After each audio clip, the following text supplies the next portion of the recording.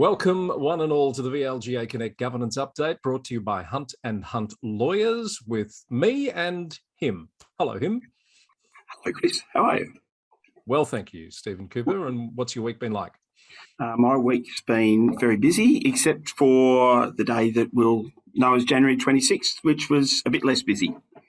So, I'm wondering where you find all the time to play Wordle in all of that. Well, the thing about Wordle, Chris, is if you don't get distracted onto other apps, you only play one game a day. And that's one of the reasons I like it, because you don't get stuck. It occurred to me, we've been playing Wordle for a few weeks and having this unofficial competition, and we haven't mentioned it on the program once. So there you go. I've rectified that. No, except I can say it's not a competition, except you got 3 today and I got 4. So there. Indeed. Now, Shirt, the Teskey brothers, tell me they're a local act performing.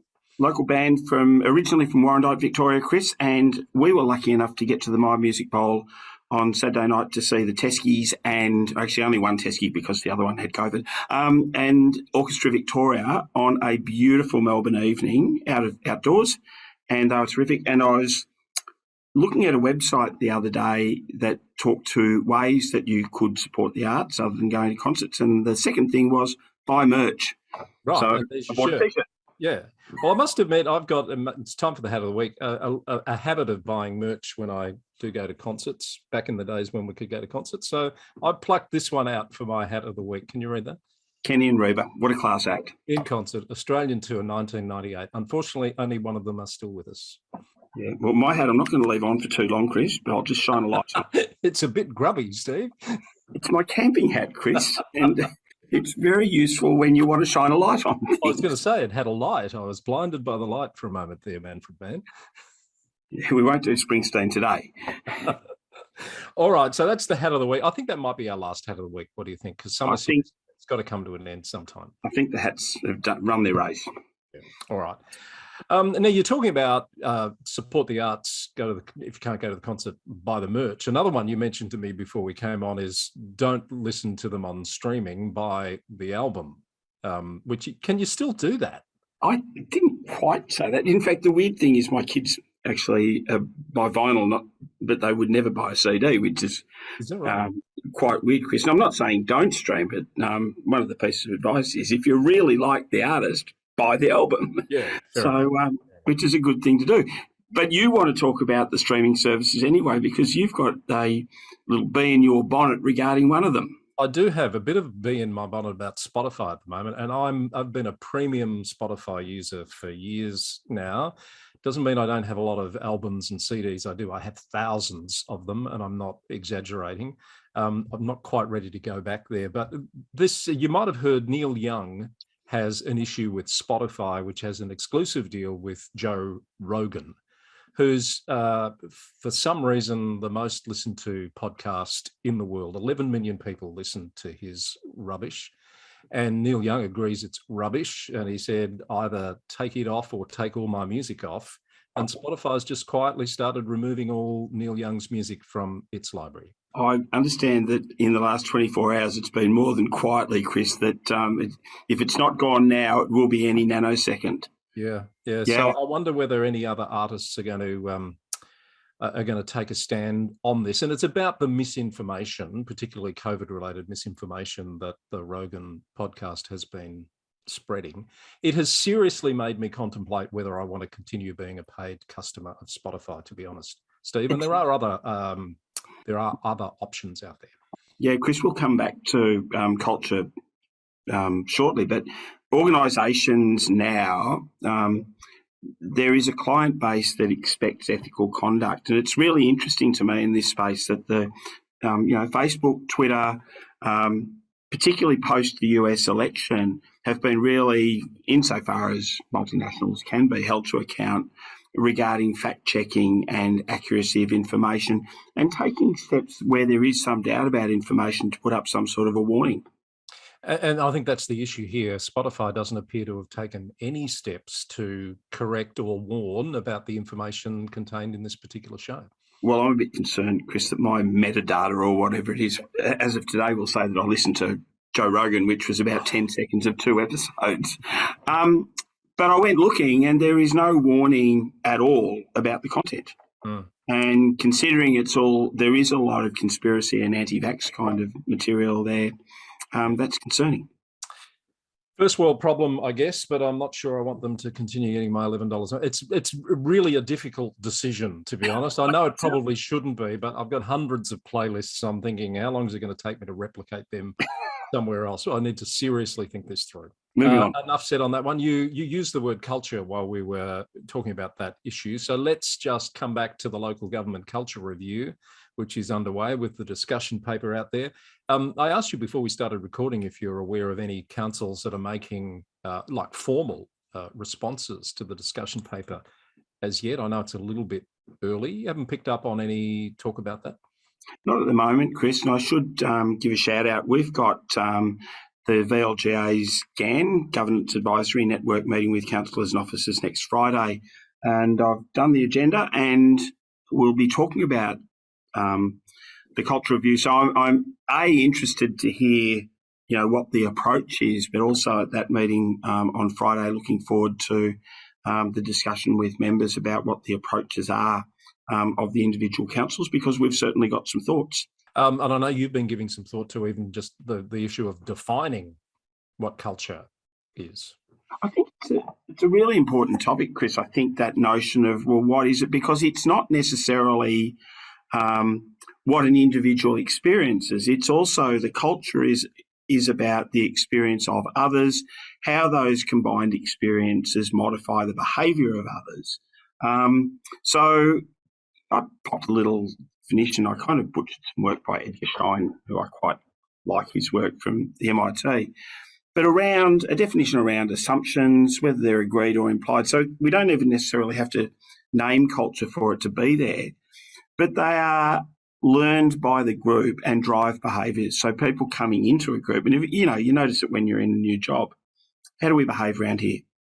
What's the sort of behaviour that will help you to get on?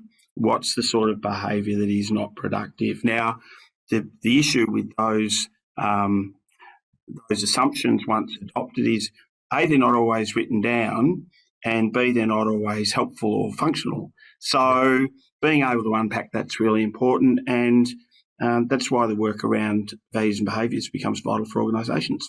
Yes, you're reminding me of the work that I think it was Steve Simpson introduced some time back around unwritten ground rules, and the way we do things around here, which is a terrific body of work. But it all goes to culture, doesn't it? Yeah, and I really like Steve's work because it's very accessible and meaningful. And Steve talks about the behaviours when a mayor walks into the room and people sit up, compared with someone else might walk in the room and we don't do anything, just really simple things, but they do go to culture. So I think it's late Feb, isn't it? The due date for submission. So there's about a month to go. 28th of February, Chris. And yeah, the sort of things that I would, and we've done a shout out for VLGA members to give us some comments, and we'll be collating those in amongst our own thoughts back by way of a submission, because we would say that there's a real opportunity in the submission to make a strong statement about, what you believe in terms of culture. But I was sort of wondering, elements, Chris, like what do people think within their councillor group and their executive is the commitment to the strategic planning processes of the council, the integrated strategic planning framework. So if you think about it, the Act has heightened the role of the council in terms of strategic planning, but this is a really good opportunity to check, actually, do we mean it? And yourself, what are the consequences when, having done the plan, we perhaps play a game of, well, we didn't really mean it because we can be political anyway. Yes. All right. So I'm sure this won't be the last time we talk about this topic, but particularly for VLGA members, there's an opportunity to work with you on that very soon, by the sounds. Look forward to it, Chris. And any of our member councils who we're grateful for, because the work we do is as a consequence of our members, by all means get in touch if that's helpful. Let's go through some news stories that have hit this week. It's not been the busiest week, but there's a few little pearls in here, Steve. Let's deal with this one firstly. Queensland's Crime and Corruption Commission is, I think, the definition of an embattled agency at the moment. Criticism from a parliamentary committee, criticism from the local government sector. A number of cases have been brought against current and former local government people in a criminal sense that have been thrown out when they get to the court stage. The Local Government Association of Queensland came out very strongly and said the chair, Alan McSparran, should stand down. And stand down he has, or will, at the end of close of business this Friday. So will that be the end of it? Probably not, but a pretty big step for him to be taking. I mean, this has been going on for a while, Chris. When you said that LGAQ had come out on this topic, you could have added again and continuously. Like there has been an orchestrated campaign. My sense is you've got to be a bit careful about not shooting the messenger. What do we expect of an agency tasked with investigating misconduct and corruption? Yeah, we would expect that they investigate to the fullest extent that they can. For me, I think the pity is that, and I'm not an expert on the topic, but that in Queensland there is such a nexus between the findings of the Integrity Agency and the continuation of the council, and the fact that they are so closely linked and councillors have been stood down pending criminal charges which have then potentially by another agency been dropped, has led to an element of embarrassment. And I do much prefer the arrangement in Victoria whereby, we've got some new controls in terms of individual conduct, but the fact that it requires the Parliament of the state to make a decision to stand people down. And I make the point again, Chris, that misconduct and serious misconduct that deserves attention is not necessarily criminal behaviour. Yeah, and that's the thing, isn't it? You do have to question a system whereby people, their careers in some cases have been seriously affected over a long period of time. And then for whatever reason, there's a lack of evidence or a lack of credibility to the claims that are being made to support them going forward. Yeah. Doesn't sound fair. I agree, Chris. It doesn't sound right. And it seems, to our observance from a couple of 100,000 k's away, or a couple of thousand k's away, I should say, that it's a bit premature, the dismissal in these cases. All right. Another news story that caught my eye from The Age this time, confirmation that Councillor Mohammed is returning to work at Yarra City Council next week for their meeting. She's been on a leave of absence. And this is, of course, the case where the inspectorate has sought for the councillor to be stood aside while the criminal matter is dealt with, and we don't have an outcome to that as yet, do we? No, the VCAT are still making its decision, or is still making its decision. And remembering this, this is slightly different because in any case, and you and I talked about a Shepparton matter some months ago when this reared its head. This is a case where the inspectorate needs to convince the VCAT that the stand down order ought apply. And we just wait on VCAT to make a decision. If they so determine, then the council will be stood down again. If not, then Councillor Mohammed is, as elected, quite entitled to take her seat. All right. So again, let's see what happens next. This week, of course, January 26th, as you say, and I did notice you deliberately didn't call it anything else, I'm assuming, but it was the occasion of the Australian of the Year being announced, the terrific Dylan Alcott, who at the time of recording, we're doing this late on a Thursday, I think is on court at Rod Laver Arena in the final of his event at the Australian Open. Great choice. Oh, much love, Dylan Alcott. I think one of the issues with Australian of the Year is it shouldn't be a popularity contest, but I wouldn't have imagined there would have been too much criticism in terms of Dylan's achievements and the advocacy work that he does. And look, I'm having a little bit of a break from Twitter. And in saying that, I'm not on Twitter, but I'm just not looking as often because it's starting to annoy me a bit. All the vitriol And the Grace Tame issue this week really has brought out two very divided opinions that is just getting a bit full on for my liking.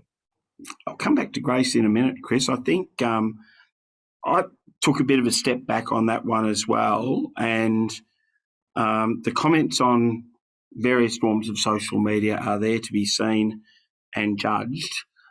One of the things that I thought was really interesting from a council point of view is often that we in local government recruit people to roles. We might recruit people to paid positions. We might recruit people to roles on committees. I'll come back to culture in a minute. But if we recruit people who are advocates, they will advocate. That will happen. Now, there is an issue for people who stand for council as advocates because, as you know, sometimes, and this is one for the culture review, sometimes those roles are almost incompatible because the minute you are on council, to an extent, it requires giving up that advocacy role. And that's very difficult for some people, and we've seen numerous cases where they haven't been able to successfully make that transition. Absolutely. And so I was sort of surprised that people would be surprised that right to the end of her term, Grace Tame would do whatever was in her power to be an advocate because that's what she does. Yeah. Can I throw one more? I looked at it that way. That's a good point. Yeah. Can I throw in a bit of country music though, Chris? Sure. Any time's a good time for country. I'm not sure you'll say that. Iris Dement, who sang the song Our Town, which was in fact the final, closeout song for the marvellous series Northern Exposure all those years ago. Yes, you're going back now. Called Going Down to Sing in Texas. And she says in that song, Merle Haggard, Willie Nelson, any gun in a cowboy hat would have walked away unscathed after taking a stand like that. And I might just leave it there. Something a bit gendered going on, I reckon. I'm going to have to brush up on my Iris Dement. I do love her voice. And yeah, okay. While I'm still on Spotify, You're getting quick while you can. And she is on Spotify too. Indeed. Next on my list, Australia Day honours, while we talked about Australia Day. A couple of local government sector honours that I've picked up on. Forgive me if there are others we haven't heard about yet, but Jamie Hyams, former Glen Eira City Council Mayor, and the late Lyndon Webb, who was the CEO of Wellington Shire and Towong Shire, also the first president of LG Pro, passed away not that long ago. They've both been awarded an OAM for services to local government. Yeah, Chris, and more than a bit of melancholy in relation to Lyndon, a marvellous servant for local government in rural settings and also City of Monash and Waverley Council before that, as I recall, I best recall, but also a very lovely man. So, yeah, some sort of melancholy joy in that one. A few local government people in other states as well, which we'll leave for the local government news roundup podcast to recognise on the weekend.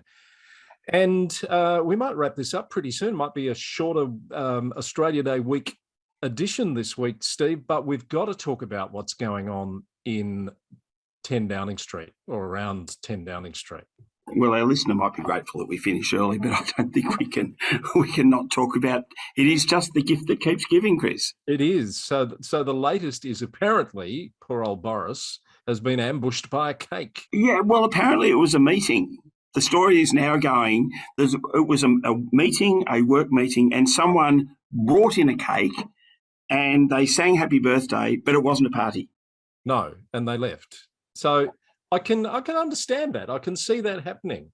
But someone has decided to characterise this as poor old Boris was ambushed by a cake in the middle of COVID.